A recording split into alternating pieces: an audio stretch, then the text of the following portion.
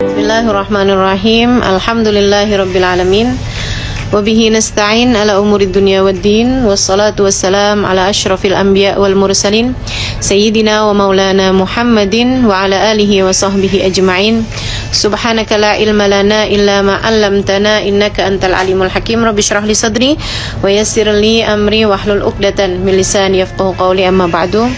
Alhamdulillah, bahagia rasanya kita dapat bertemu walaupun lewat online. Mudah-mudahan Allah Subhanahu wa taala menyatukan hati kita di dunia hingga kelak di hari akhirat nanti kita dapat kembali bersama insyaallah di bawah naungan bendera baginda kita Nabi besar Muhammad sallallahu alaihi wasallam yang telah mengajarkan kepada kita bagaimana menjalani hari-hari dan malam-malam di bulan Ramadan.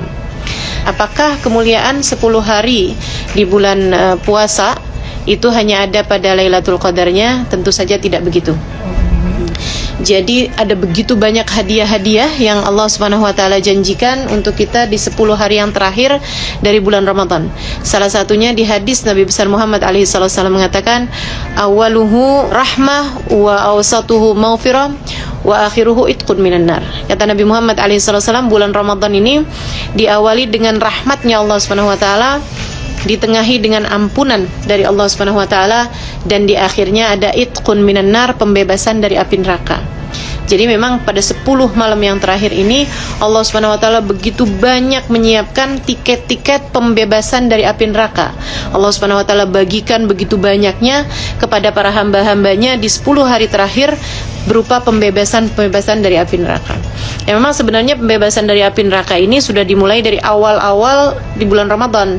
Hanya saja di 10 hari yang terakhirnya ini door prize-nya begitu banyak, dilipat-lipat gandakan begitu banyak.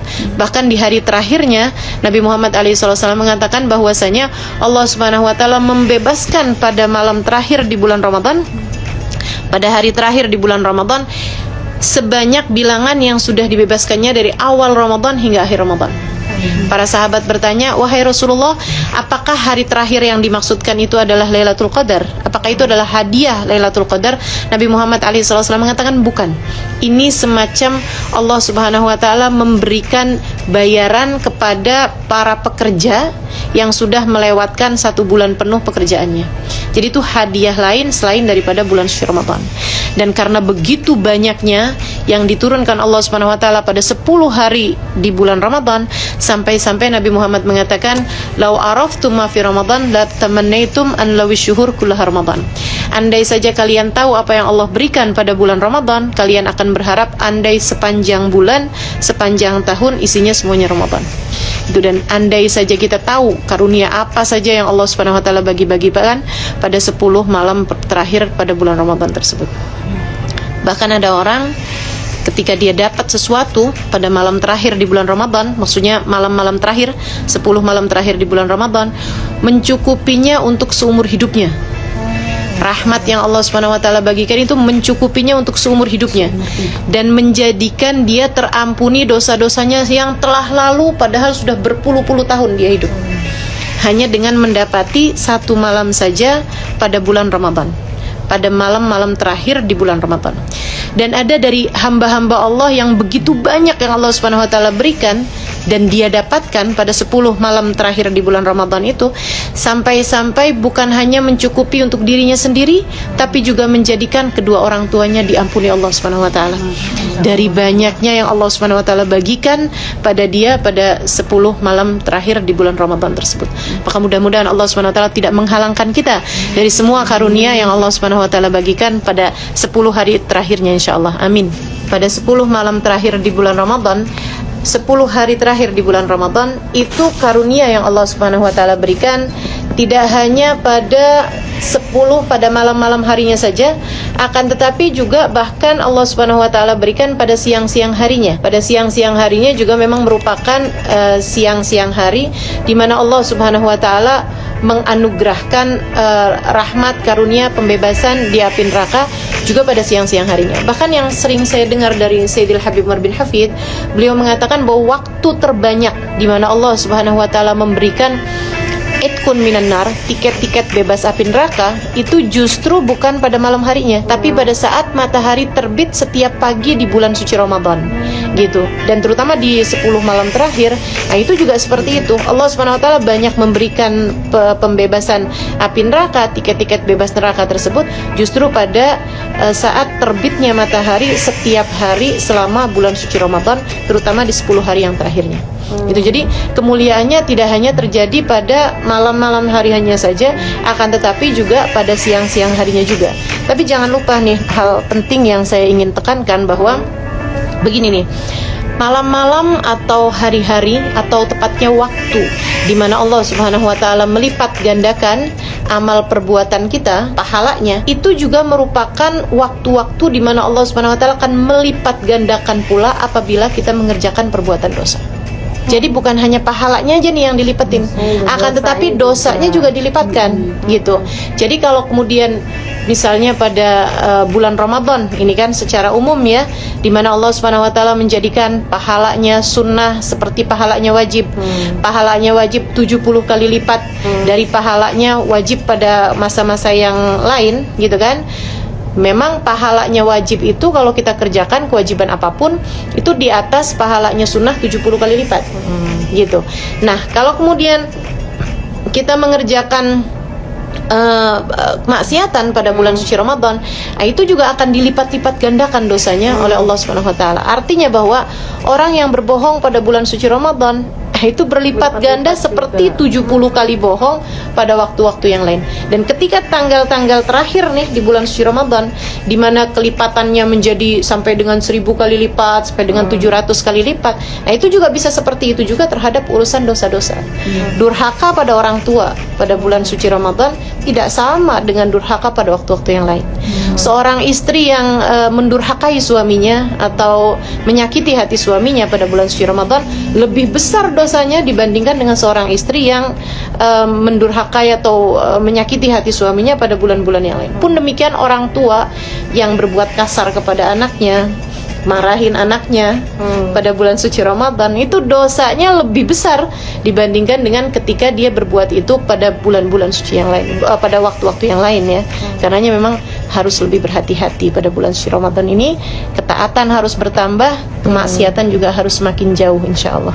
Kalau kita bicara tentang orang soleh, maka orang paling soleh yang kita kenal, yang kita tahu tentu saja baginda kita Nabi besar Muhammad sallallahu alaihi wasallam, di mana diceritakan tentang Nabi kita Muhammad alaihi wasallam. Ini dikatakan seperti ini. Para sahabat meriwayatkan, kana yajtahid fi Ramadan ma la yajtahid fi ghairihi min asy-syuhur. Nabi Muhammad itu di saat bulan Ramadan beliau berusaha, beliau bekerja keras, beliau menyingsingkan lengan baju untuk beribadah bersungguh-sungguh lebih daripada kesungguh-sungguhan beliau di bulan-bulan yang lain. Jadi begitu masuk bulan Ramadan, itu Nabi Muhammad kelihatan sungguh-sungguh dalam ibadahnya dibandingkan dengan di saat bulan-bulan yang lain. Padahal kita tahu Nabi Muhammad di bulan-bulan yang lain saja seperti apa ibadah beliau. Yang diceritakan bangun malam sampai bengkak telapak kakinya, itu bukan di bulan Ramadan. Di bulan yang lain itu seperti itu gitu. Jadi terbayang seperti apa kesungguh-sungguhan Nabi Muhammad beribadah di bulan suci Ramadan. Jika para sahabat meriwayatkan, kami nggak pernah ngelihat Nabi ini sampai sungguh-sungguhnya kayak begini dalam beribadah di bulan-bulan yang lain. Gitu. Pada bulan suci Ramadan beliau sangat bersungguh-sungguh. Dan kelanjutan hadisnya, wa kana yajtahid fil awakhir ma la yajtahid fil awail minasyuhur. Nabi Muhammad kesungguh-sungguhan beliau di akhir-akhir Ramadan lebih terlihat lagi dibandingkan dengan di awal-awal Ramadan. Dari sini kita bisa lihat bahwasanya Ramadan ini istilahnya orang olahraga, ini olahraganya maraton. Bukan seperti lari jarak pendek ya. Jadi Nabi enggak yang genjot abis-abisan dengan cepat, tapi kemudian di akhir-akhirnya menjadi lemah gitu. Seperti kebanyakan orang-orang di negeri kita ini ya. Di awal-awal Ramadan katanya yang penuh adalah masjid. Di tengah-tengah Ramadan yang penuh mall gitu ya, pusat perbelanjaan, belanja-belanja. Di akhir-akhir Ramadan yang penuh terminal, bandara. Namun yang pasti tidak demikian kabarnya dengan orang-orang soleh. Orang-orang saleh di awal-awal Ramadan mereka menyibukkan dirinya dengan Quran, tadarus, masjid. Di akhir-akhir Ramadannya menjadi lebih lagi gitu. Bahkan saya perhatikan di kota Tarim, nah itu begitu masuk akhir Ramadan seperti pesta setiap malam. Pesta ibadah setiap malam. Mereka dari mulai masuk tuh tanggal 20, masuk tanggal 21 begitu ya. Itu udah akan mengadakan hataman-hataman di masjid-masjid besar-besarnya. Begitu diawali dengan buka puasa bersama. Dan itu bukan hanya di masjid, tapi sampai di halaman masjid, sampai di jalan-jalanan. Mereka akan mengadakan buka puasa bersama. Kemudian setelahnya mereka akan sholat maghrib berjamaah. Lepas sholat maghrib berjamaah mereka akan sholat tasbih berjamaah. Selepas itu baru makan besar, maksudnya makan nasi dan lain-lainnya.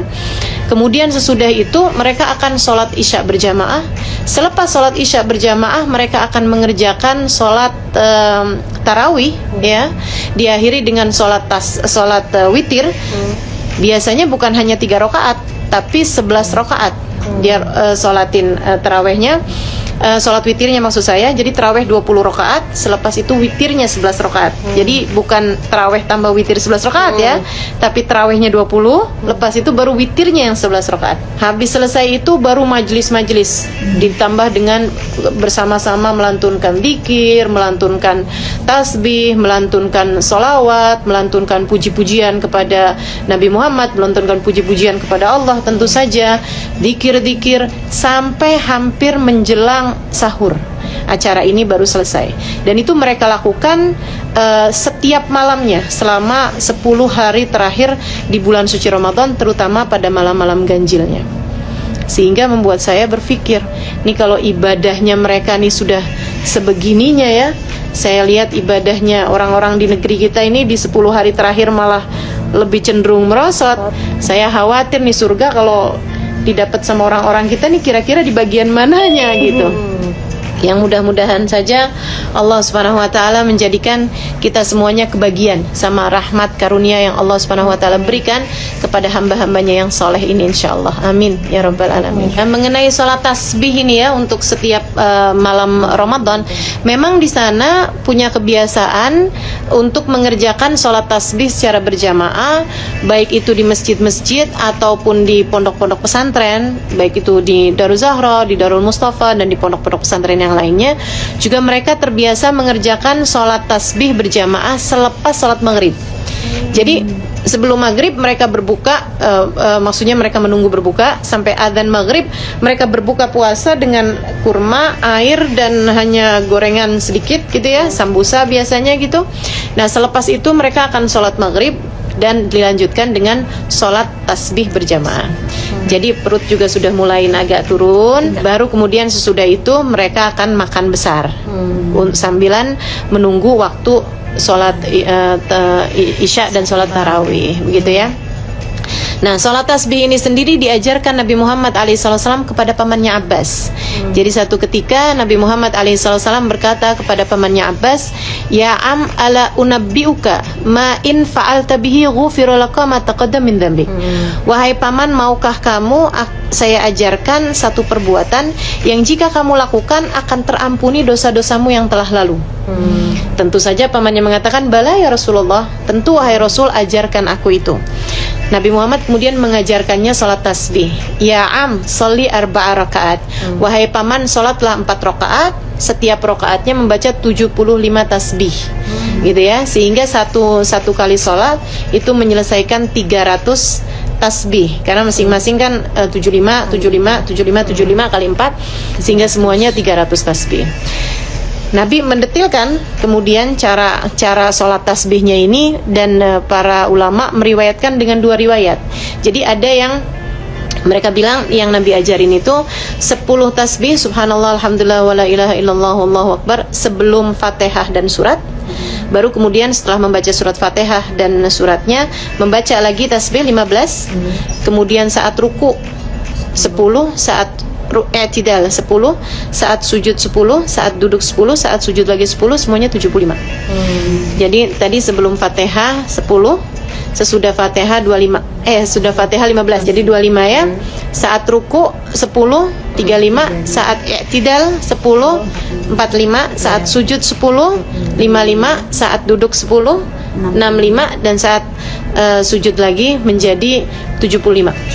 Nah, ini berulang setiap rakaat gitu kan ya, sehingga dapat 300 kali tasbih. Ada yang begitu, ada juga yang 10 yang sebelumnya Fatihah dan surat itu dibaca di saat jalsatul istirahah. Jadi duduk sebentar sebelum kembali berdiri gitu. Ala kulli hal, dua-duanya sama-sama mungkin untuk dilakukan, boleh-boleh saja untuk dilakukan. Kemudian Nabi Muhammad sesudah mengajarkan cara sholat tasbih ini, Nabi kemudian mengatakan begini nih, ya am, ini istata'ta an taf'al fi kulli yawmin faf'al. Wahai paman, kalau engkau dapat melakukannya sehari sekali, kerjakan. Kerjakan sehari sekali wahai paman. Wa illa fa fi kulli usbu'in faf'al. Kalau enggak bisa sehari sekali, sekurangnya seminggu sekali kerjakan paman. Wa illa fa fi kulli syahrin faf'al. Kalau enggak bisa seminggu sekali, sekurangnya sebulan sekali kerjakan. Wa illa fa fi kulli sanatin faf'al. Kalau nggak bisa, sekurangnya deh, seenggaknya sampai mentok-mentoknya, istilahnya sampai sekurangnya banget gitu, setahun sekali kerjakan. Nah, pamannya sendiri, pamannya Abbas ini ya, paman Nabi yang Abbas ini, beliau memutuskan untuk mengerjakan yang afdoliyah yang disebutkan oleh Nabi Muhammad, yaitu beliau melaksanakan sholat tasbih setiap hari sekali. Gitu, sehari sekali dilakukan oleh pamannya Abbas ini, sampai dengan tutup usianya beliau istiqomah mengerjakan hal tersebut seperti mana yang beliau ceritakan. Nah, kita nih nggak bisa kerjakan sehari sekali, seminggu sekali juga mungkin tidak gitu. Sekurangnya di bulan Ramadan, di mana amal-amal ibadah dilipat-lipat gandakan, kalau bisa kita mengerjakannya ya kalau bisa sih setiap malam. Andai nggak bisa setiap malam selama bulan suci Ramadan, sekurangnya ambil malam Jumat. Nggak malamnya, siangnya. Meskipun memang malam Jumat itu malamnya lebih mulia daripada siangnya. Sama halnya dengan bulan suci Ramadan, ini antara malamnya dengan siangnya, malamnya lebih mulia daripada siangnya. Jangan berani mati kalau nggak bawa cinta sama Nabi. Soalnya kalau nggak bawa cinta sama Nabi, bawa apa coba? Bawa apa kira-kira? Saya bawa sholat, ustazah. Sholat yang mana? Yang sambil sholat semua pikiran-pikiranmu tetap jalan? Yang sambil sholat hati kadang masih bisa ghibahin orang? Apakah jenis sholat semacam itu yang akan kamu bawa sebagai bekal menuju kematian? Kita mah sholat aja bu, jangan ditinggal juga sholatnya. Akan tetapi layakkah ia sebagai bekal untuk kamu menuju kepada negeri akhirat, selamat dari murka dan berhasil masuk ke dalam surga? Saya rasa sholat kita masih jauh untuk menjadi sholat yang layak membuat kita menerima balasan sebesar itu. Mau bawa apa ke akhirat? Bawa sedekah. Seberapa banyak sedekahmu? Sudahkah ada di antara kita yang mampu bersedekah dengan setengah harta yang dia punya? Adakah di antara kita yang sudah berani bersedekah dengan seperempat harta yang dia punya, atau bahkan sekedar 10% harta yang dia punya? Bukankah lebih mudah bagi kita itu selama ini untuk membawa harta kita ke pasar, duit kita, kemudian kita belanjakan daripada kita sedekahkan? Bukankah yang kita rasakan selama ini, uang 100.000 kalau dibawa pergi ke mall rasanya dikit banget, tapi begitu mau dimasukkan ke dalam kotak sumbangan, rasanya jadi kayak gede banget, bukan begitu? Assalamualaikum warahmatullahi wabarakatuh.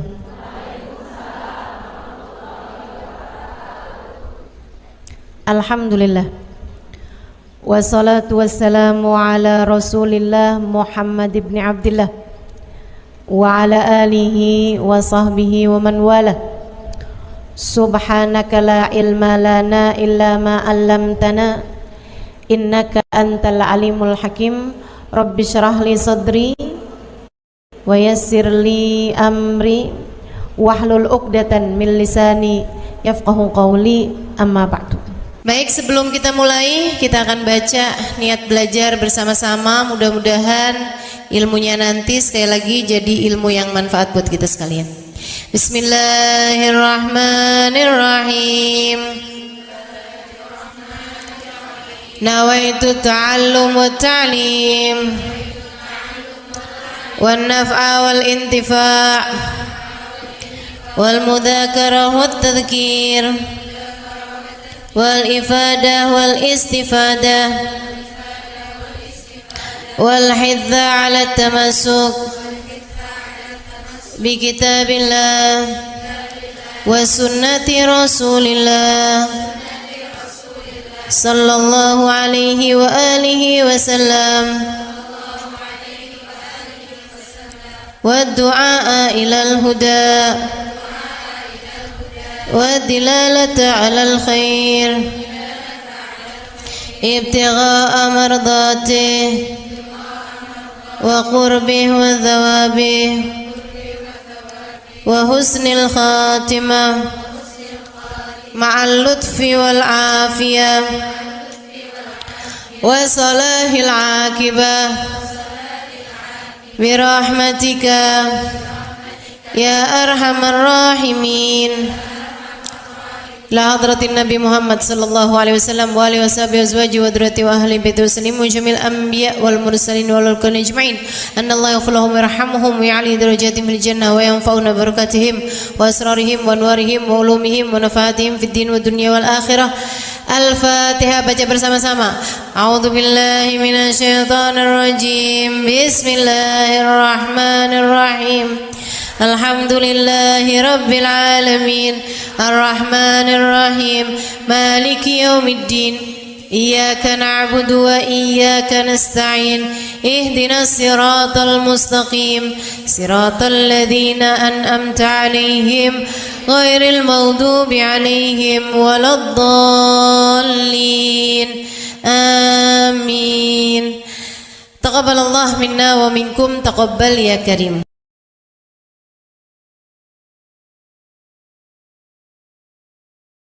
Yang hadir di majelis ini baik ibu-ibu, kakak-kakak, adik-adik, anak-anak, nenek-nenek, semoga semuanya dirahmati dan dicintai Allah.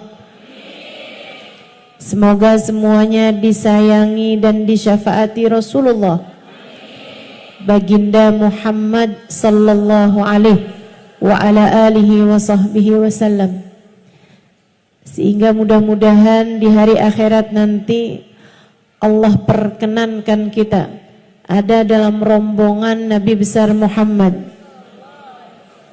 ada di belakang benderanya Nabi besar Muhammad, termasuk di antara kelompok orang-orang yang diselamatkan Allah Subhanahu wa taala pada hari di mana hanya ada satu kelompok yang diselamatkan Allah, yaitu kelompoknya baginda Nabi besar Muhammad, yang kata beliau Adam wa man dunahu tahta liwa'i yaumal qiyamah. Nabi Adam dan nabi-nabi yang sesudahnya hanya akan berada di belakang benderaku di hari akhirat nanti.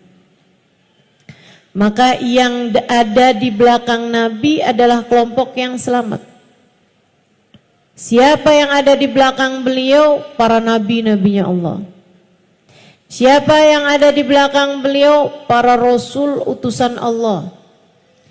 Siapa yang ada di belakang Nabi Muhammad? Para wali-walinya Allah Subhanahu wa taala. Syekh Abdul Qadir Jailani, Al-Faqih Al-Muqaddam Muhammad bin Ali Ba'alawi, Rabi'atul Adawiyah, sebut nama wali semuanya hanya akan berada di belakang Nabi besar Muhammad. Siapa yang ada di belakang Nabi Muhammad? Para sahabat-sahabat Nabi besar Muhammad sallallahu alaihi wasallam. Sayyidina Abu Bakar ada di belakang Nabi, Sayyidina Umar, Sayyidina Uthman, Sayyidina Ali, Zubair bin Al-Awam, Khalid bin Al-Walid, Zaid bin Haritha, Usama bin Zaid. Para sahabat-sahabat Nabi besar Muhammad sallallahu alaihi wa ala alihi wasallam hanya akan berada di belakangnya Nabi besar Muhammad. Siapa yang ada di belakang Nabi Muhammad? Alun Nabi sallallahu alaihi wasallam, keluarga Nabi sallallahu alaihi wasallam.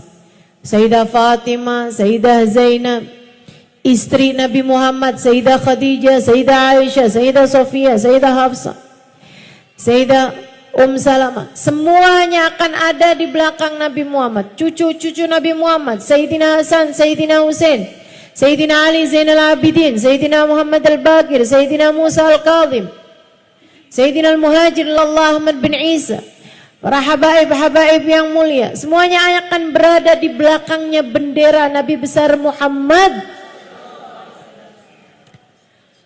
Maka orang soleh dari zaman Nabi Adam sampai zaman akhir, yang solehnya semua hanya akan jadi pasukan, rombongan di bawah kepemimpinan Nabi besar Muhammad. Artinya, kalau kita, kalau kamu, kalau saya tidak ada dalam rombongannya Nabi Muhammad, artinya kita tidak termasuk di antara mereka yang selamat. Kita nggak bisa bilang, saya nggak harus ada di belakangnya Nabi kok. Saya maunya adanya di belakangnya Imam Ghazali. Imam Ghazalinya ada di belakang Nabi Muhammad.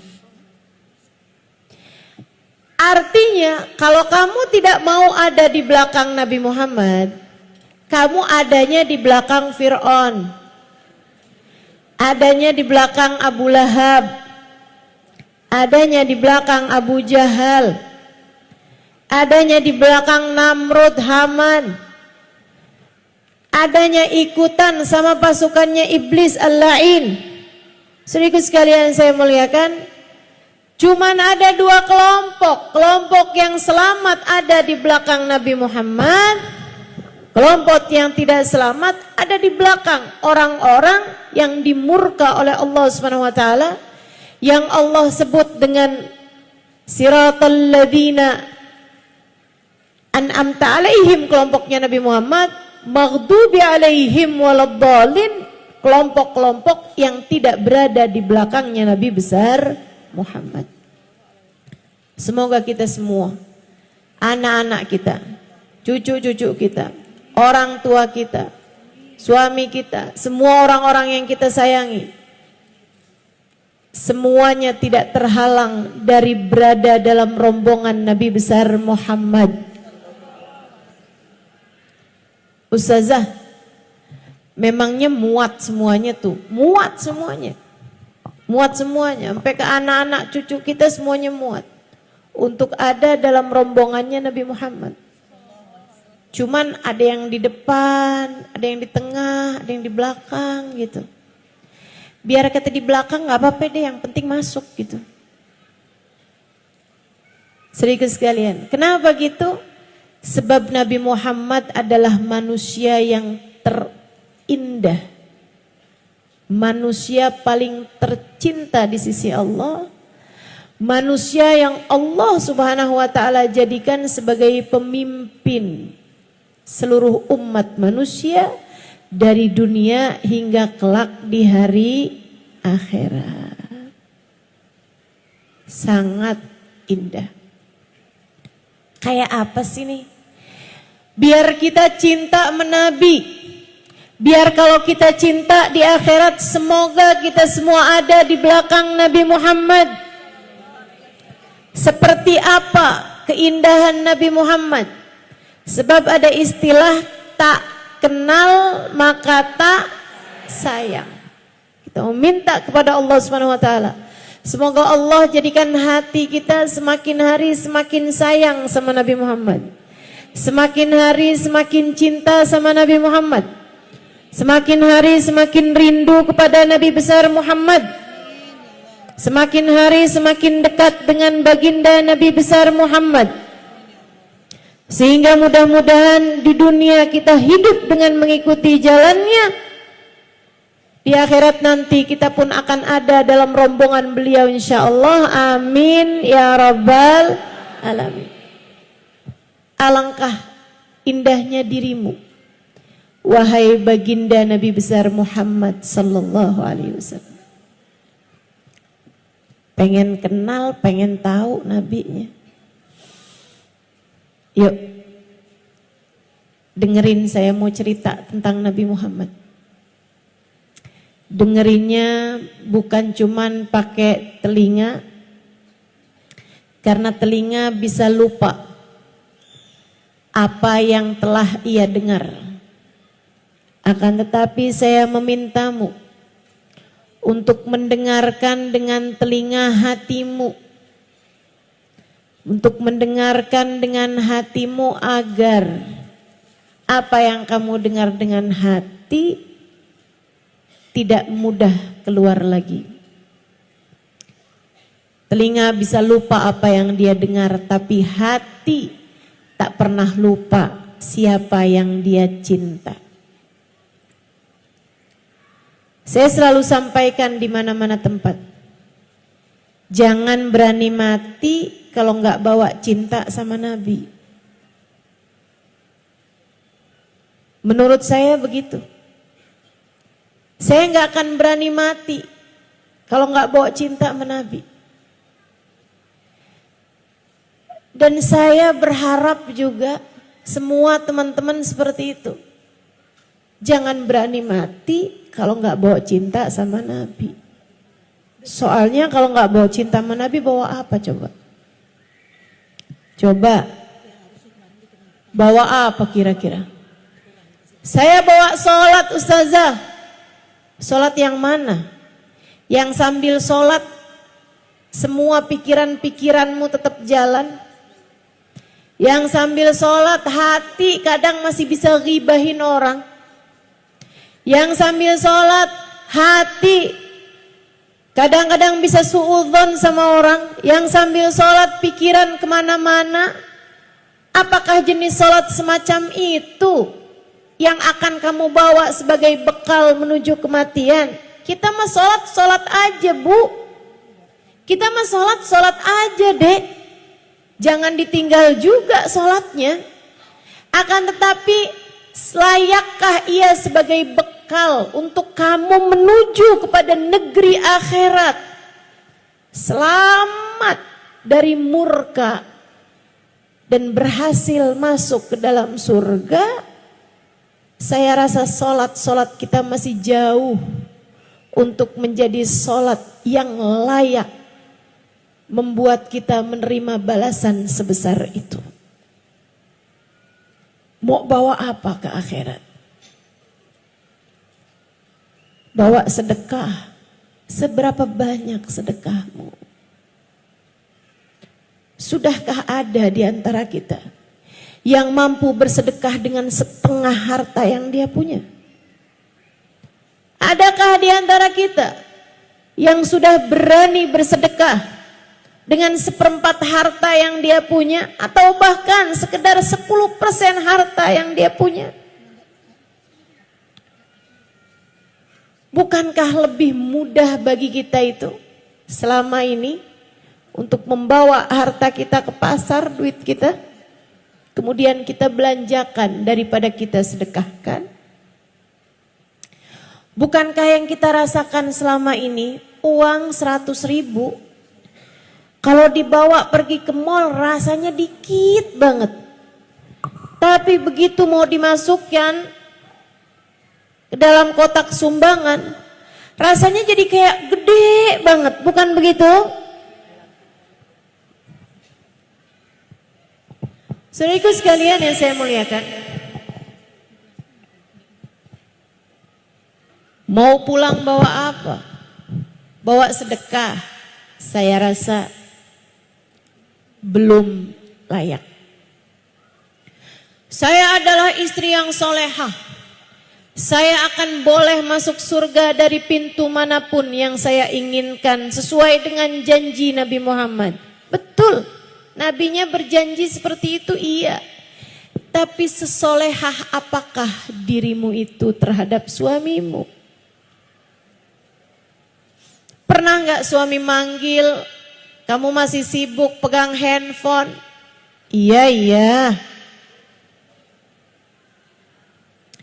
Betapa seringnya kita selama ini menyia-nyiakan suami kita. Saya sih belum berani.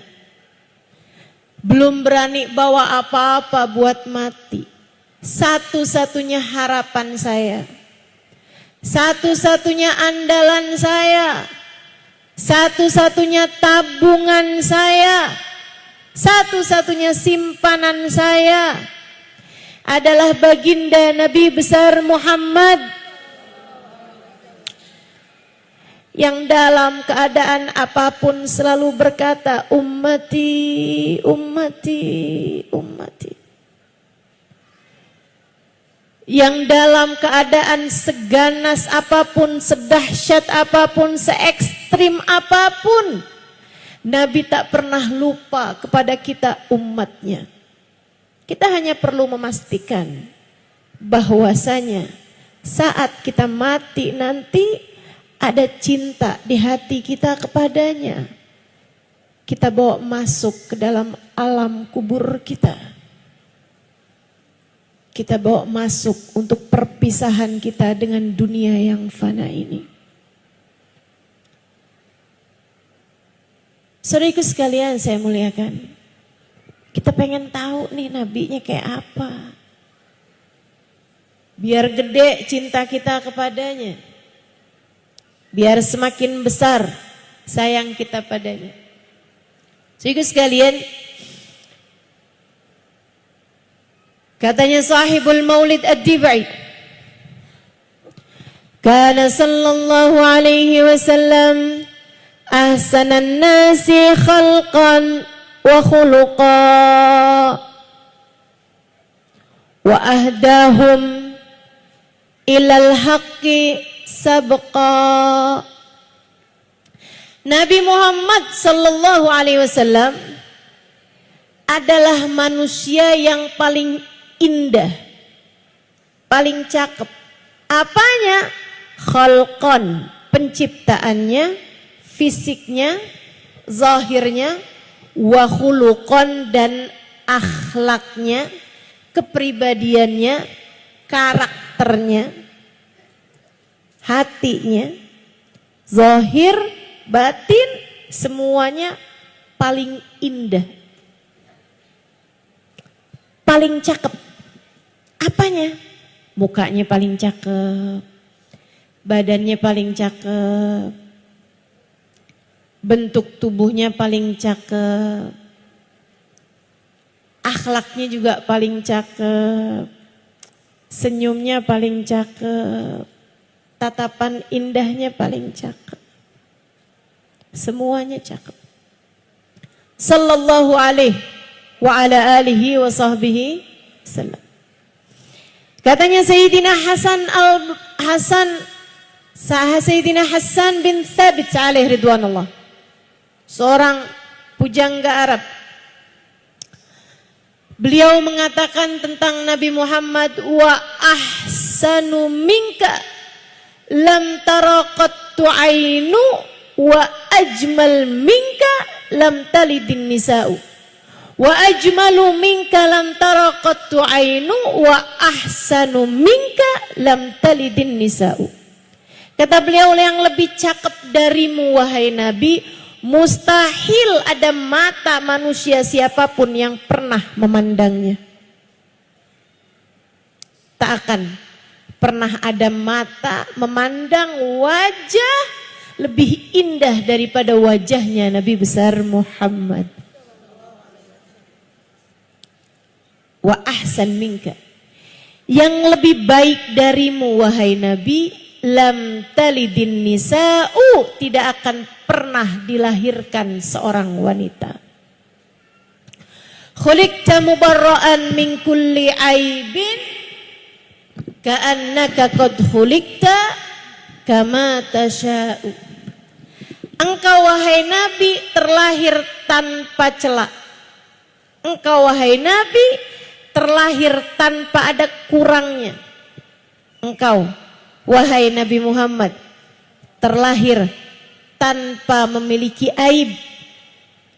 Ka'annaka qad khuliqta kama tasha'u, seolah-olah engkau lahir sesuai dengan pintamu.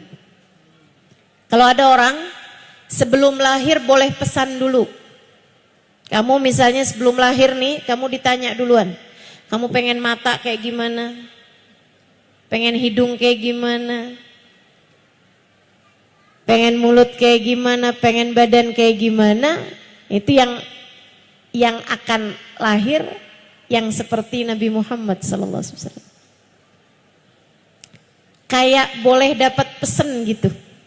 Nabi kita Muhammad SAW, keindahan beliau. Nabi Muhammad kulitnya putih. Bukan putih kayak putih pucat gitu, bukan. Putih kemerahan. Apabila beliau sedang malu atau sedang marah, ada semburat merah di pipi beliau sallallahu alaihi wasallam. Merona merah pipi beliau sallallahu alaihi wa ala alihi wasallam. Wajahnya lebih ke bulat daripada memanjang. Para sahabat meriwayatkan, kami kalau melihat Nabi lebih kebayangnya kepada bulan purnama. Alisnya seperti nun, hidungnya seperti alif, bibirnya seperti mim. Saudaraku sekalian, alfiyul anfi, mimiyul fami, nuniyul hajib. Hidungnya seperti alif, kecil, mancung, tinggi. Gak kayak saya. Saya lebih mirip huruf ta. Lebar dan berbaring. Alhamdulillah. Gak apa-apa. Yang beginian ini kita gak harus contoh. Gak harus, oh Nabi mukanya kayak gitu, saya pengen juga ah. Nabung, pergi ke dokter, operasi plastik. Biar hidungnya kayak hidung Nabi, huruf alif. Alisnya kayak alis Nabi, huruf nun yang terbalik. Bibirnya penuh, merah. Saya sulam aja deh kalau gitu. Nggak perlu. Kita nggak perlu. Nggak perlu mencontoh wajah Nabi besar Muhammad sallallahu alaihi wa ala alihi wasallam. Yang kita perlu adalah mencontoh akhlak beliau sallallahu alaihi wasallam. Yang perlu kita contoh adalah cara Nabi Muhammad mempergunakan matanya, mempergunakan hidungnya, mempergunakan telinganya. Itu yang perlu kita contoh. Akan tetapi masalah bentuk secara fisik bukan merupakan sunnah yang perlu kita ikuti. Saudara sekalian yang saya muliakan, Nabi besar Muhammad sallallahu alaihi wasallam giginya putih, kecil-kecil. Nabi Muhammad alaihi salatu wasallam, gigi beliau itu ada gingsulnya karena peristiwa perang. Ya, pernah di saat perang Uhud, itu gigi beliau kena pukul sehingga ada yang jatuh giginya dan juga ada yang giginya jadi gingsul. Alaihi salatu wasallam. Nabi kita Muhammad sallallahu alaihi wasallam bulu matanya lentik. Rambut beliau ikal. Tidak lurus, tidak juga keriting. Sampai dengan beliau wafat di usia 63 tahun, hanya ada beberapa lembar rambut putih di rambut beliau, sisanya semuanya hitam. Nabi Muhammad matanya jernih, Hitam-hitamnya sangat hitam, putih-putihnya sangat putih. Mata beliau sampai dengan tuanya tidak ada urat-urat di matanya, tetap bening seperti bayi baru dilahirkan. Nabi kita Muhammad alaihissalam tangannya berisi. Sahabat meriwayatkan, saya pernah kepegang segala macam kain-kain yang lembut-lembut, bahkan sutra. Akan tetapi saya tidak pernah menyentuh sesuatu yang lebih lembut daripada kulit Nabi besar Muhammad sallallahu alaihi wasallam. Saudaraku sekalian saya muliakan, Nabi Muhammad jalannya tegap. Beliau tidak sangat tinggi, tidak pendek tentu saja. Nabi Muhammad tidak besar, gemuk, tidak juga kurus tentu saja. Nabi Muhammad proporsional, akan tetapi meskipun beliau bukan yang paling tinggi, dimanapun saja beliau berada bersama dengan para sahabat-sahabatnya, selalu yang terlihat lebih dulu adalah wajah indah Nabi besar Muhammad sallallahu alaihi wasallam. Jadi mau lagi kumpul berapa ribu orang juga, ada di antara mereka yang tinggi-tinggi juga, mata tuh kalau udah ada kumpulan, ada nabinya, pasti yang kelihatan duluan adalah Nabi besar Muhammad. Idza jalasa fi majlisihi baina ashabihi ka'annahul qamar bainal anjumiz zuhur. Nabi kalau sedang kumpul bersama dengan para sahabat-sahabatnya seperti purnama di antara bintang gemintang di angkasa di kala malam. Kalau lagi ada purnama, bintang-bintang di sekitarnya kelihatan, tapi kecil-kecil. Cahaya paling terang adalah cahayanya Nabi besar Muhammad. Mudah-mudahan Allah izinkan mata kita meski penuh dosa ini untuk suatu hari nanti dapat memandang wajah indah Nabi besar Muhammad sallallahu alaihi wa alihi wasallam insyaallah. Amin ya rabbal alamin. Para sahabat meriwayatkan, faqad ra'ayna wa ma ra'ayna ajmal wa abha wa akthar ibtisaman min Rasulillah sallallahu alaihi wasallam.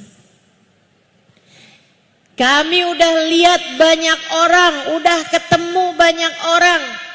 Kami tidak pernah melihat seseorang dengan senyum lebih indah, dengan senyum lebih menawan, dan dengan senyum lebih banyak daripada baginda Nabi besar Muhammad. Ma tahaddatsa bihaditsin illa wattabassam. Tidaklah Nabi mengucapkan satu ucapan, melainkan ucapannya selalu diiringi dengan senyuman. Nabi itu ketemu sama siapa aja, senyuman duluan tersungging dari wajah indah beliau. Ini bisa kita contoh, yang ini bisa kita contoh. Bu, kalau ketemu anak senyum apa? Anak tuh kangen loh disenyumin sama ibunya.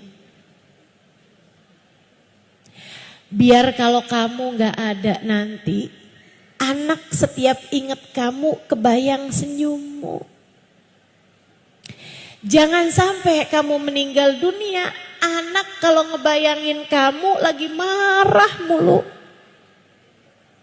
Gak enak dikenang sebagai tukang marah-marah.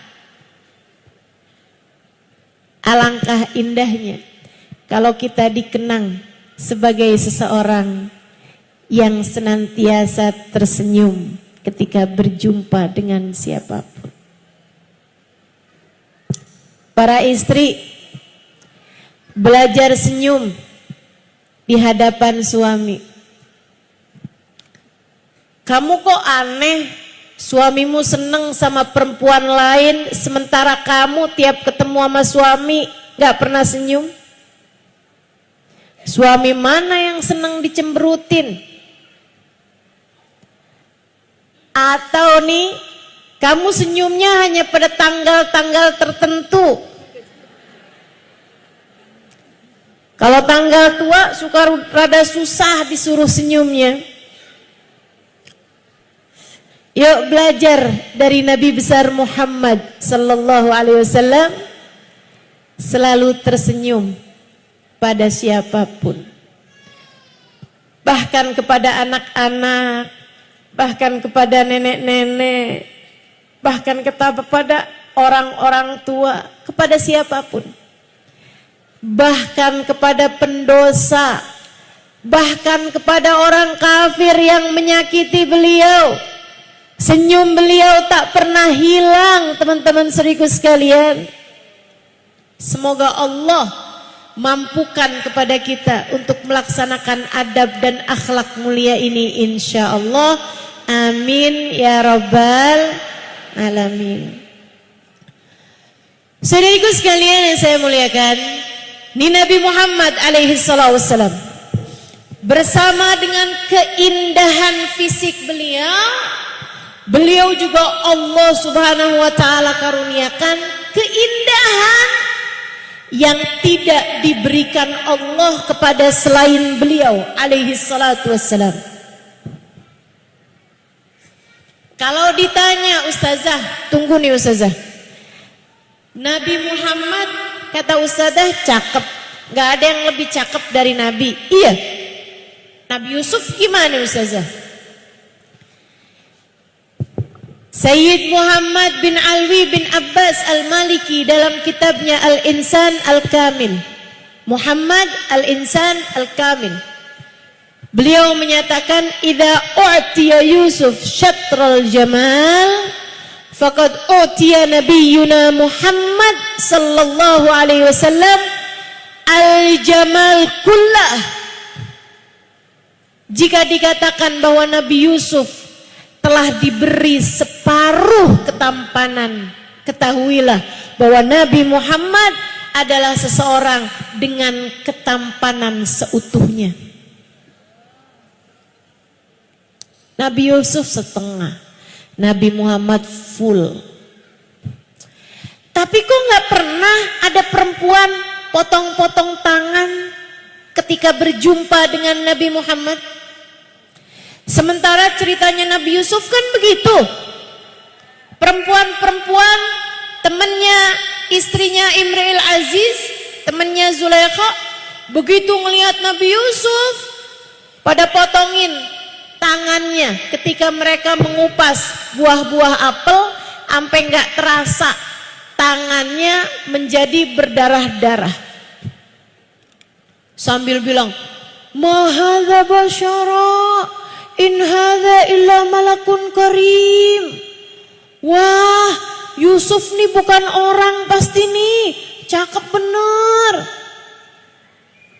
Pastilah dia malaikat-malaikat yang mulia.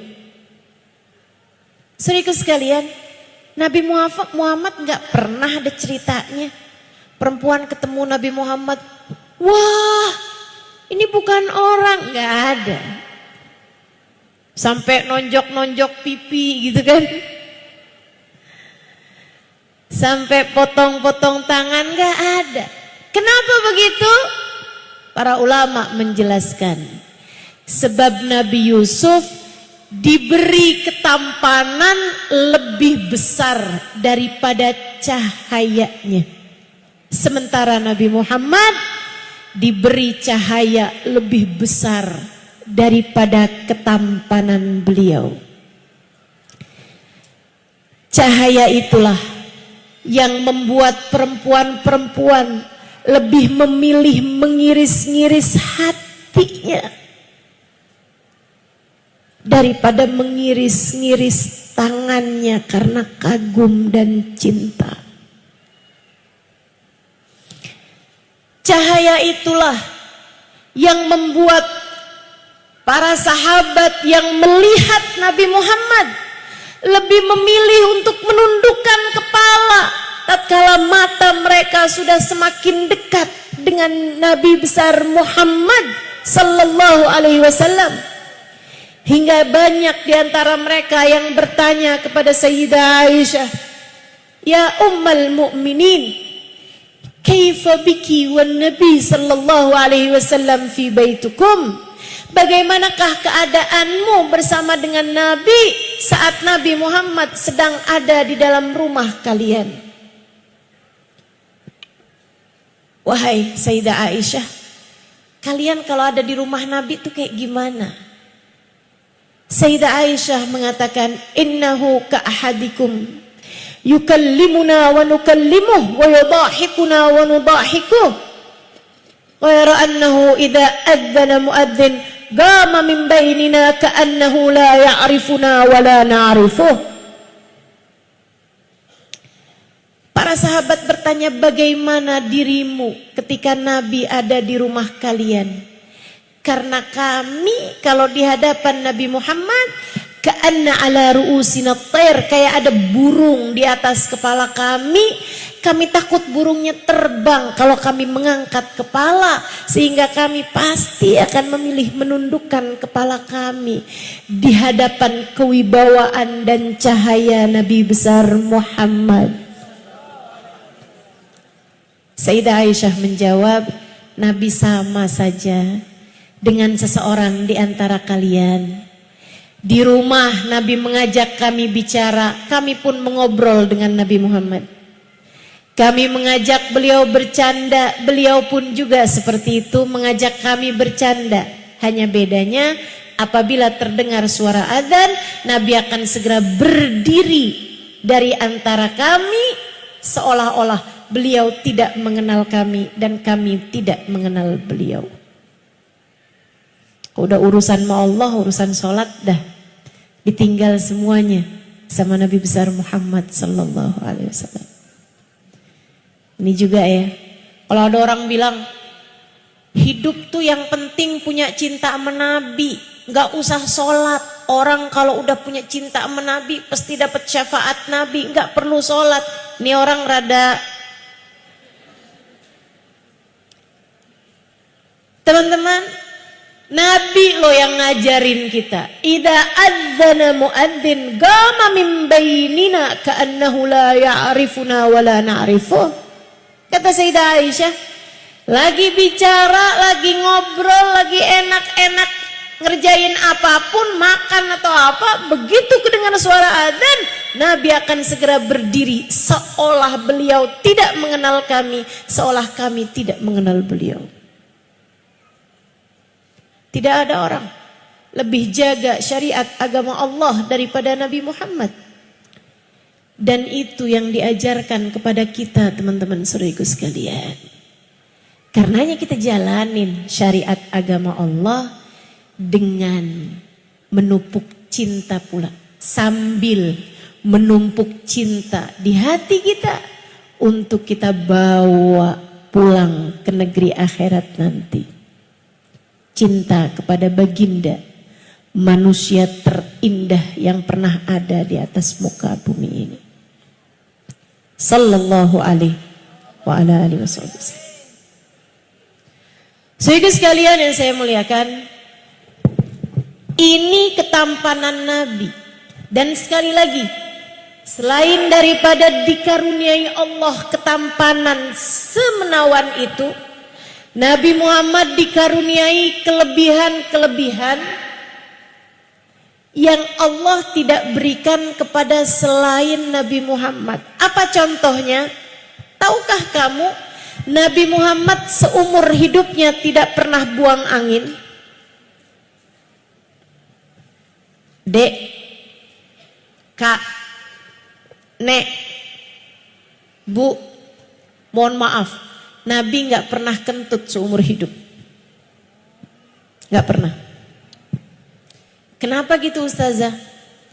Karena Allah nggak mau ada aroma-aroma kurang sedap keluar dari tubuh Nabi Muhammad. Bagaimana denganmu?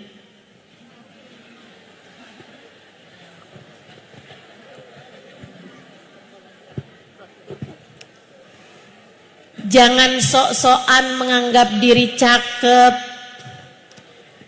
Begitu kentut yang di samping-samping pergi semua. Udahlah, kita mah terima aja Bu. Segini-gininya ini yang Allah kasih buat kita. Kalau mau keren tuh Nabi Muhammad alaihi salam. Masya Allah. Kok ya Allah tuh ya bikin Nabi sesempurna itu gitu. Matatha'aba qattu taha mutlaqan abada. Bukan hanya nggak pernah buang angin, Nabi Muhammad juga nggak pernah sendawa. Nabi nggak pernah bersendawa. Habis makan? Itu kan kalau bersendawa tuh kalau habis makan pete aromanya. Kalau habis makan ikan asin, baunya luar biasa. Nabi Muhammad tidak pernah bersendawa. Teman-teman saya sekalian, Nabi Muhammad bersin iya. Makanya orang tuh kalau lagi bersin disunahkan untuk mengucapkan Alhamdulillah. Nabi juga tidak pernah menguap, mata sa'ab, nggak pernah nguap. Seumur hidup nggak pernah nguap. Karenanya nguap itu adalah sesuatu hal yang kurang baik. Kamu kalau terpaksa nguap, tutupin mulutnya. Kalau bisa tahanin nguapnya, mulutnya jangan terbuka. Biasanya kalau kita tahanin, hidungnya yang jadi mengembang. Cobain.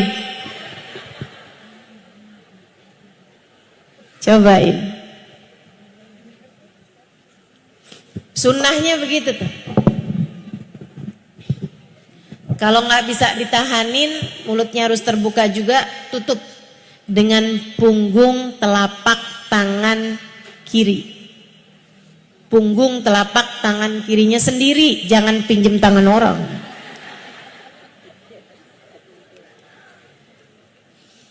Nabi Muhammad sallallahu alaihi wasallam tidak pernah dihinggapi lalat. Gak pernah. Seumur hidup gak pernah ada lalat hinggap di tubuh beliau yang mulia. Saudaraku sekalian saya muliakan, dan yang lebih ajaib, Nabi itu kalau buang hajat nggak pernah ada bekasnya. Kok bisa Ustazah? Nah ini cerita dari Sayyidina Ibnu Mas'ud alaihi ridwanullah. Makanya teman-teman, kalau ada orang zaman-zaman sekarang nih yang suka ngaco-ngaco aja bilangnya, jangan berlebihan kepada Nabi Muhammad. Nabi Muhammad itu hanyalah seorang manusia. Nabi Muhammad bukan Tuhan. Ya betul itu mah. Siapa juga yang pernah bilang Nabi Muhammad Tuhan? Kalau Tuhan nggak nikah, kalau Tuhan nggak punya anak. Sehingga sekalian saya muliakan, innahu basyarun lakal basyari, innahu kal yaqut bainal ahjari. Nabi Muhammad memang manusia, tapi tidak seperti manusia. Manusia mana yang seumur hidup nggak pernah nguap? Manusia mana yang seumur hidup, mohon maaf, nggak pernah buang angin? Ibu-ibu, teman-teman sekalian, manusia mana yang seumur hidup nggak bisa dihinggapi lalat? Nabi Muhammad memang manusia, akan tetapi tidak seperti manusia. Perumpamaannya kaliyakut bainal ahjari, seperti berlian di antara batu koral. Yang batu koral siapa? Kita. Nabi dibandingkan dengan manusia pada umumnya kayak batu berlian. Berlian batu apa bukan? Batu.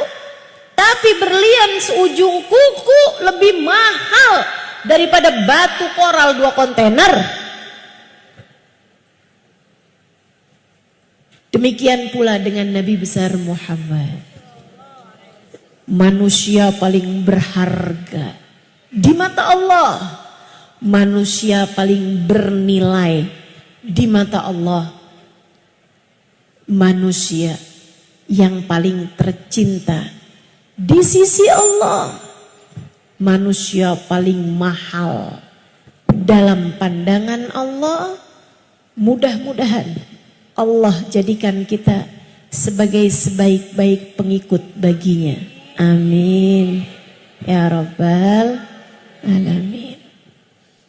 Saudara sekalian saya muliakan, Nabi Muhammad nggak pernah kelihatan ithru baulin qat. Jadi bekas pipis, bekas BAB beliau nggak pernah kelihatan. Hadisnya diriwayatkan dari Sayyidina Ibnu Mas'ud alaihi ridwanallah.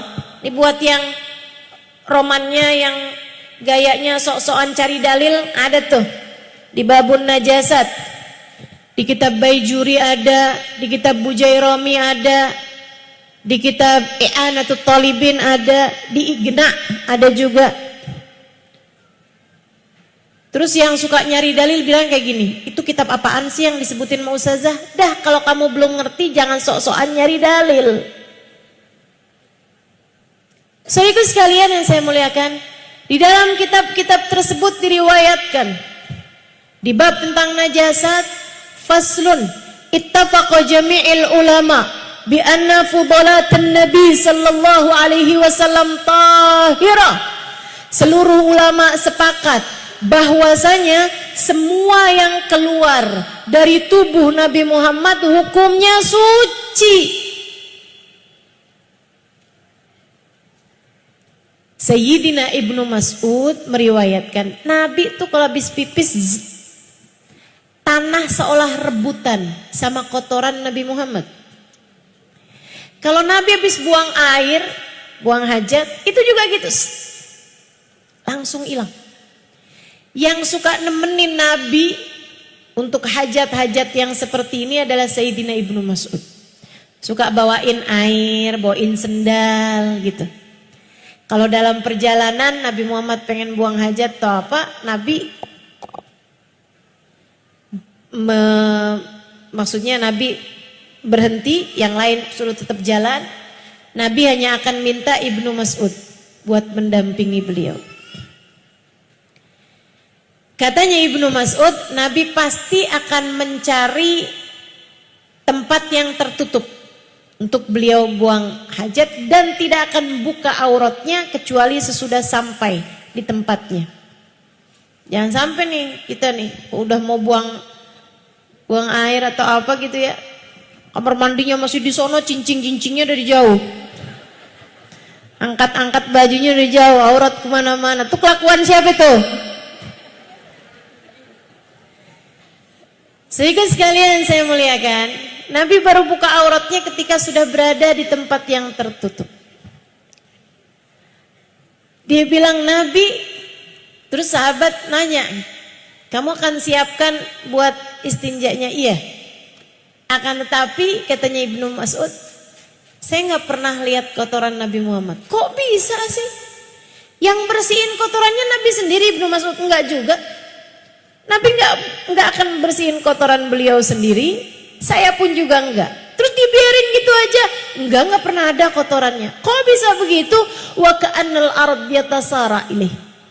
Aku lihatnya bumi tuh kayak rebutan gitu. Jadi begitu keluar, keluar lagi, keren banget ya. Masya Allah, Masya Allah. Toilet yang Allah siapkan buat Nabi Muhammad. Gak ada yang bisa nyamain nih. Kalau urusannya servis, dari Allah Subhanahu wa taala langsung. Nggak akan ada siapapun yang mampu menandinginya. Saudariku sekalian yang saya muliakan,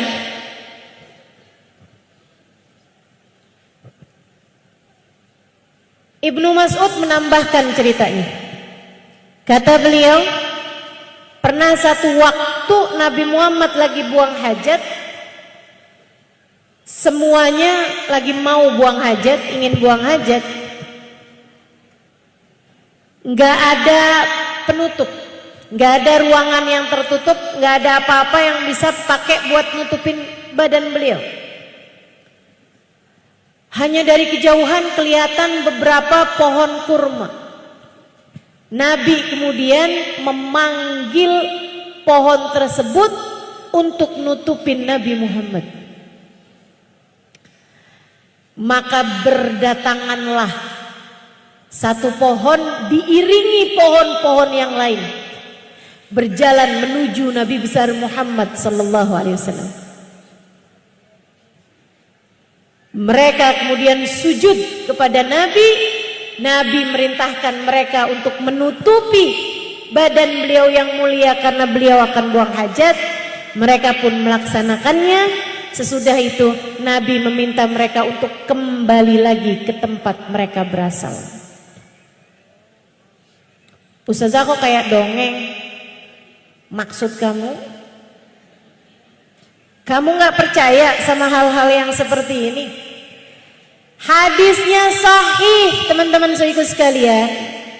Kalau kamu menganggap agama ini gak masuk di akal saya, bukan agama yang gak masuk di akal kamu, akan tetapi akal kamu yang terlalu kerdil untuk bisa menerima mukjizat Allah Subhanahu wa taala yang diberikannya kepada Nabi Muhammad.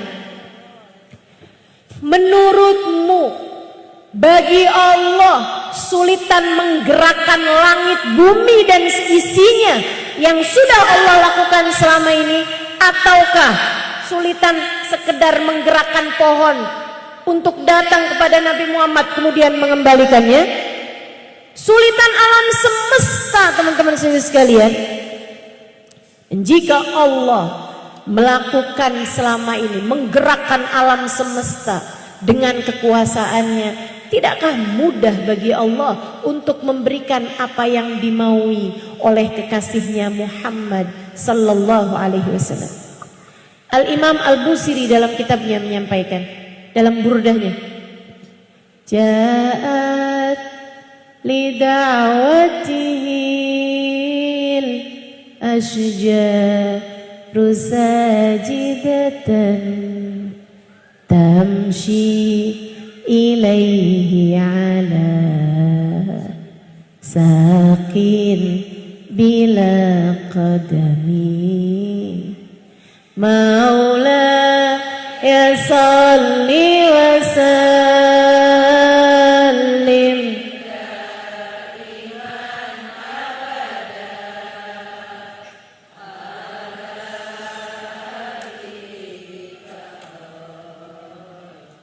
lil khalqi kulli. Kata beliau, ja'at li da'watihil asjar, karena beliau memanggil maka pohon-pohon tersebut datang. Tamshi ilaih, mereka berjalan menuju Nabi Muhammad.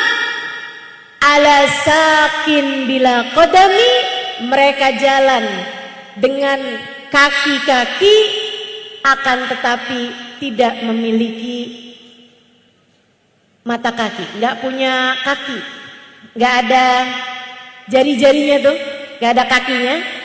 Mereka berjalan dengan paha-paha ya, dengan betis-betis, akan tetapi tidak ada jari-jarinya, yang ada akar-akarnya dengan pohon. Sallallahu alaihi wa ala alihi wasallam. Teman-teman saya sekalian, bahkan tentang kencing, darah, nanah atau apapun yang keluar dari tubuh Nabi Muhammad, seperti yang tadi telah saya sampaikan, seluruh ulama sepakat dengan kesuciannya. Ini saya sampaikan sebagai pengetahuan bagimu yang mudah-mudahan menambahkan keimanan dan kecintaanmu kepada Nabi Muhammad.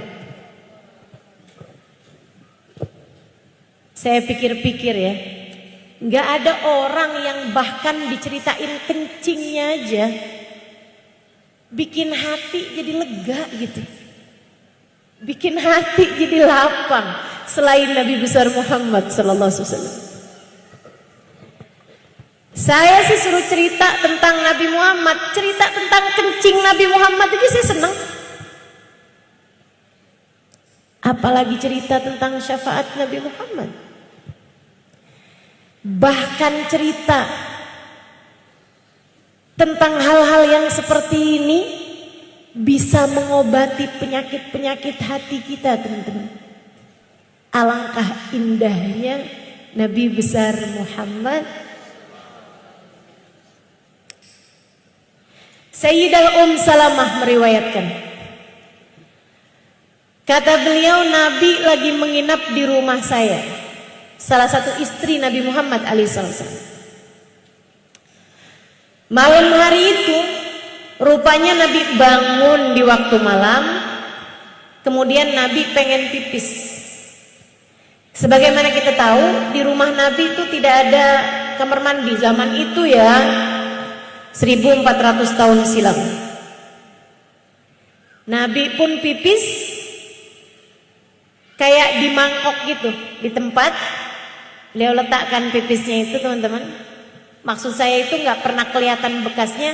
Kalau beliau kencingnya di tanah atau di bawah itu nggak akan pernah kelihatan bekasnya gitu, kencing ataupun buang hajat beliau gitu ya, atau kotoran beliau. Akan tetapi kali itu Nabi Muhammad karena ada di dalam rumah, beliau letakkan kencingnya tersebut itu di dalam tempat kayak semacam mangkok kecil gitu. Beliau letakkan di bawah tempat tidur, dekat tempat tidur. Sesudah itu Nabi Muhammad istinja, Nabi Muhammad sholat dan lain sebagainya. Saudaraku sekalian saya muliakan, jelang-jelang subuh Nabi itu terkadang baringan lagi, kayak tidur sebentaran gitu, 5 menit 10 menit. Saat itu Sayyidah Salamah bangun, sepertiga malam terakhir, dia berasa haus sekali. Cari-cari air nggak ketemu, ada apa itu dekat tempat tidur? Oh, air, alhamdulillah. Bismillahirrahmanirrahim, glak diminum. Tidak sengaja, tanpa tahu bahwa itu adalah pipis, adalah urin, adalah air kencing Nabi besar Muhammad sallallahu alaihi wasallam. Pagi hari Nabi Muhammad bilang sama Salamah, "Ya Salamah, irmi bauli tahta sarir." Wahai Salamah, coba tolong buangkan kencing saya itu di bawah tempat tidur. Ahwa bauluka ya Rasulullah. Itu memangnya kencingmu ya wahai Rasul? Bala ya Salamah. Iya benar Salamah. Semalam saya kencing kemudian saya taruh aja di situ. Faqad syaribtu ya Rasulullah. Saya telah meminumnya semalam wahai Rasul. Kenapa begitu? Saya bangun malam-malam berasa haus, jadi saya minum aja gitu Rasul. Saya nggak tahu kalau itu adalah kencingmu. Nabi senyum kemudian mengatakan, "Idzan la yuji'uka batnuka ya Salamah."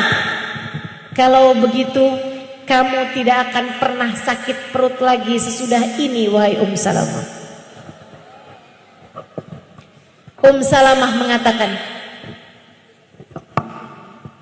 yang ini? Salamah mengatakan, sejak hari itu sampai dengan sekarang, beliau ketika mengatakan itu sudah di usia lanjut teman-teman, saya tidak pernah lagi mengeluhkan tentang sakit saya karena saya berhenti sakit perut sejak hari itu. Masya Allah. Obat mujarab ya, tapi khusus pipisnya Nabi Muhammad SAW. Jangan coba-coba praktekkan dengan pipis siapapun,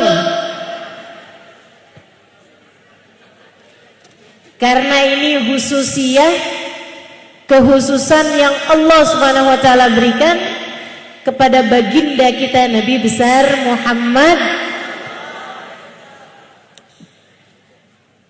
Tapi dari sini para ulama mengatakan bahwa memang pipisnya Nabi Muhammad dan semua yang keluar dari tubuh Nabi Muhammad hukumnya adalah suci.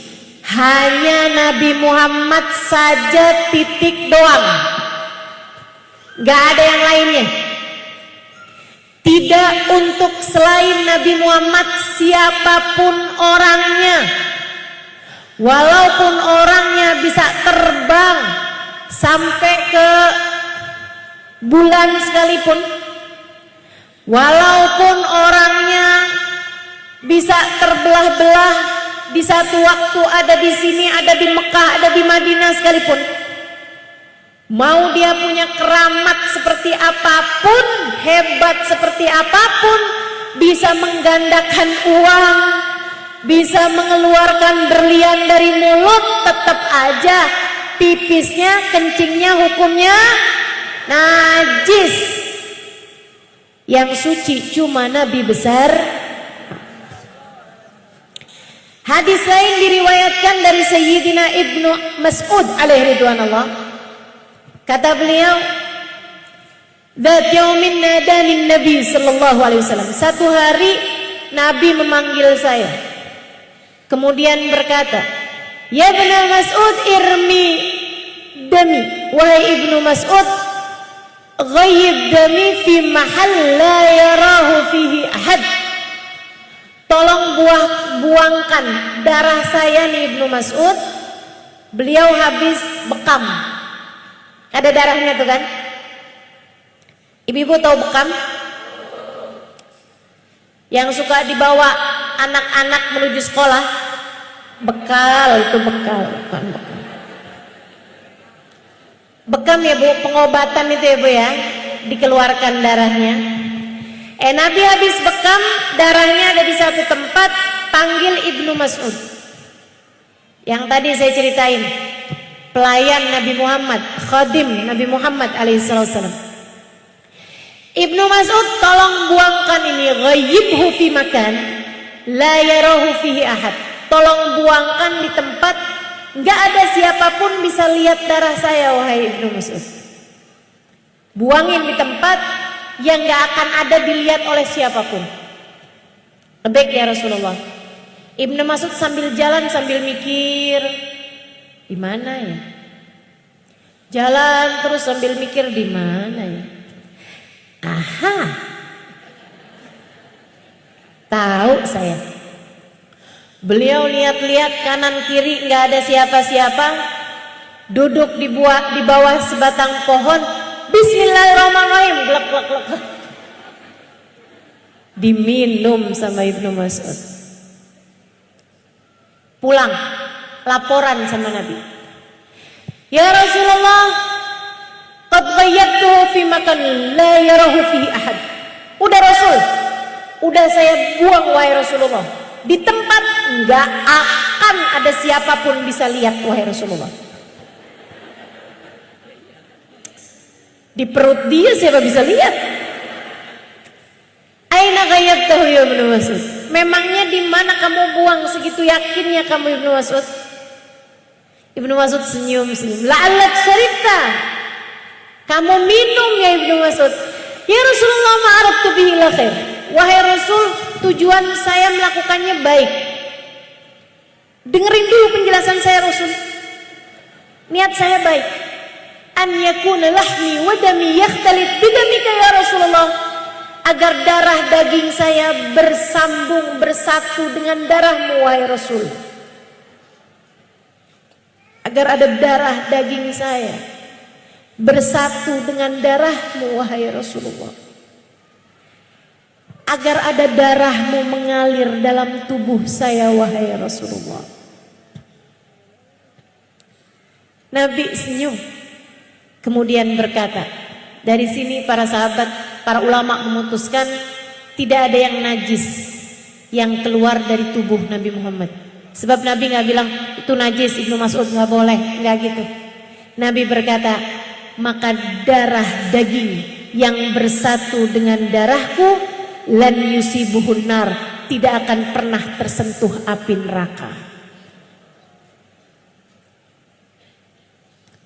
Di mana kita nyarinya? Saudaraku sekalian yang saya muliakan, keringat. Keringat. Para sahabat itu mengatakan, kami tidak pernah mencium wangi lebih wangi daripada baginda Nabi besar Muhammad sallallahu alaihi wasallam. Sayyidina Sulaim sebelum turun ayat hijab. Nabi lagi tidur di rumah beliau, istirahat siang. Beliau adalah ibunda Anas bin Malik. Tengahan Nabi lagi istirahat di kamar, hordennya itu terbang-terbang. Sayyidah Sulaim lewat-lewat di situ, wangi bener nih. Wangi banget. Apa ya yang wangi ya? Cium horden gak wangi, cium ini gak wangi, cium itu gak wangi, cium badan sendiri. Bau ternyata. Apa nih yang wangi, enak banget wanginya. Sampai angin menerbangkan horden Sulaim, tirai Sulaim. Di sanalah beliau melihat Nabi Muhammad sedang tidur dan berkeringat. Sulaim pun masuk, dilihat, ya Allah, nih dia nih yang bikin jadi wangi keringatnya Nabi Muhammad. Sulaim mikir gimana caranya ya biar saya bisa sering cium wangi ini. Aha. Beliau pun masuk dalam, ngambil kain handuk kecil, dia usap keringat Nabi Muhammad alaihissalam tanpa menyentuh kulit beliau, lap aja gitu. Nabinya tentu bangun. Mada fa'alti ya Sulaim? Kamu ngapain Sulaim? Maaf Rasul. Saya lagi lewat di sini nih, wangi banget Rasulullah. Saya cari apa yang wangi Rasulullah? Ternyata itu adalah keringatmu wahai Rasul. Terus kamu ngapain? Saya ambil keringatmu wahai Rasul. Buat apa? Liutayyib bihi nafsi wa liutayyib bihi sibyan, buat saya pergi kondangan. Buat saya jadikan parfum buat diri saya, dan buat saya jadikan wangi-wangi buat anak-anak kecil saya wahai Rasulullah. Anak kecil kan kalau main suka bau matahari. Biar mereka wanginya enak wahai Rasulullah, saya sedikitan dah pokoknya. Masya Allah. Tentu hal ini juga tidak bisa dipraktekkan kepada siapapun. Lihat suaminya keringetan, aha, gak usah ya. Nanti bukan dijadikan parfum, dijadikan sebagai zat pemusnah.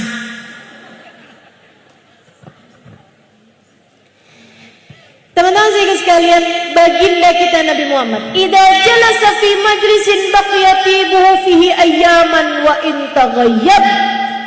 Apabila beliau duduk di satu majlis, wanginya keciuman berhari-hari, meskipun Nabi sudah tidak ada lagi di majlis tersebut. Idza marra bi tariqin urifa min tibihi annahu qad marra fihi.